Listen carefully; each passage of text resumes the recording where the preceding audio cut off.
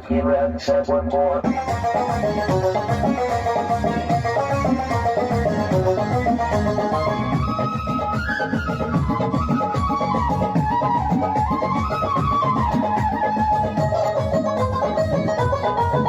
আমার বাংলা মায়ের মাটির সুরে